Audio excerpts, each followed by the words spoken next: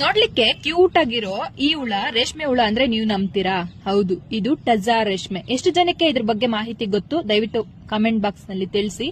ಎಲ್ರಿಗೂ ನಮಸ್ಕಾರ. 2 ತಿಂಗಳ ಹಿಂದೆ ಚಿಕ್ಕಬಳ್ಳಾಪುರ ಟು ಶಿಡ್ಲಘಟ್ಟ ಹೈವೇಯ ರೋಡ್ ಸೈಡ್ ನಲ್ಲಿ ಮರಗಳಲ್ಲಿ ಕಂಡು ಬಂದಂತಹ ಕೆಲವು ಗೂಡುಗಳು ನಮಗೆ ಕುತೂಹಲವನ್ನ ಮೂಡಿಸುತ್ತೆ. ಇದ್ರ ಬಗ್ಗೆ ಗೂಗಲ್ ನಲ್ಲಿ ಸರ್ಚ್ ಮಾಡಿದಾಗ ತಿಳಿದದ್ದು ಇದು ಕೂಡ ರೇಷ್ಮೆ ಅಂತ.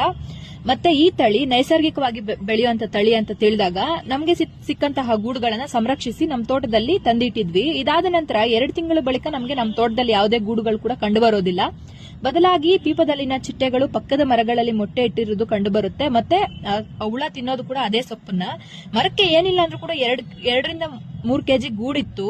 ಇದ್ರ ಬಗ್ಗೆ ಮತ್ತಷ್ಟು ಮಾಹಿತಿ ತಿಳ್ಕೊಳ್ಳಿಕ್ಕೆ ಗೂಗಲ್ ನಲ್ಲಿ ಸರ್ಚ್ ಮಾಡಿದಾಗ ತಿಳಿದಿದ್ದು ನಮ್ಮ ಭಾರತ ಟಜಾರ್ ರೇಷ್ಮೆಯ 2ನೇ ಅತಿ ದೊಡ್ಡ ಉತ್ಪಾದಕ ದೇಶವಾಗಿದ್ದು ಇದನ್ನ ಬುಡಕಟ್ಟು ಜನಾಂಗದವರು ಹೆಚ್ಚಾಗಿ ಬೆಳೀತಾರೆ. ಬಿಹಾರ ಮತ್ತು ಪಶ್ಚಿಮ ಬಂಗಾಳದಲ್ಲಿ ಈ ರೇಷ್ಮೆಯನ್ನ ಹೆಚ್ಚಾಗಿ ಬೆಳೀತಾರೆ.